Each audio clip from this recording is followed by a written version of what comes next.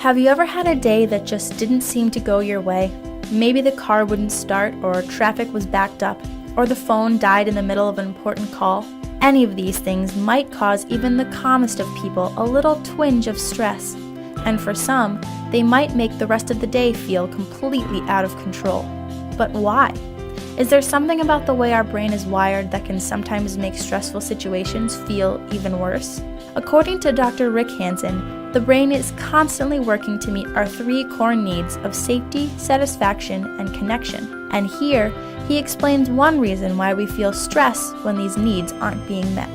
As animals evolved, including human beings today, the brain developed essentially two ways of going about meeting our three core needs for safety, satisfaction, and connection as overarching umbrella terms.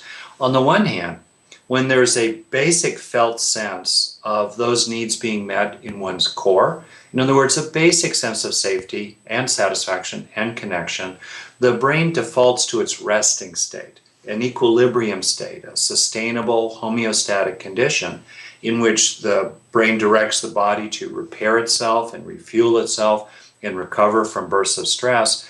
And in terms of avoiding, approaching, and attaching, in three broad terms, the mind is colored with a sense of peace, contentment, and love. Peace in terms of the safety system, contentment in terms of the satisfaction system, and love in terms of the connection system. Okay, that's the good news. I call that's the responsive mode of the brain, a term that I and others have used, and I think of it as the green zone. Okay.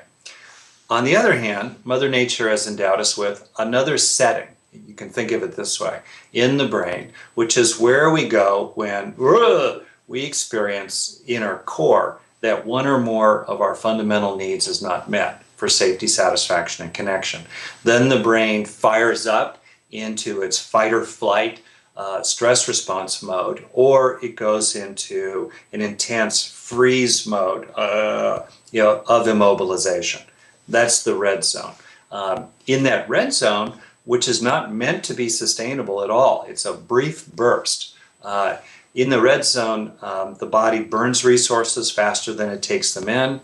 Bodily systems are really disturbed. There's a fundamental sense of deficit and disturbance, and long-term building projects like strengthening the immune system are put on hold. And in terms of avoiding, approaching, and attaching, in three broad terms, the mind is colored with a sense of fear, frustration, and heartache. There's a technical term, you know it I think, of allostatic load. The idea that repeated red zone experiences gradually accumulate a burden on physical health as well as mental health, and certainly just everyday well-being.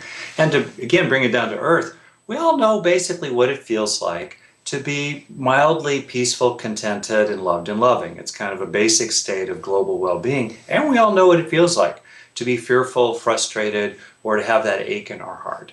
And, we're tough critters. We can handle brief, occasional bursts of red zone stress, but it should not become a way of life. But unfortunately, I think mild to moderate red zone stress, let's call it the pink zone, all right, is really not good for us. Dr. Hansen's red zone, green zone analogy is helpful for understanding how high stress levels can affect the brain. And it's a good reminder that we should introduce a bit of rest and relaxation into our lives every so often.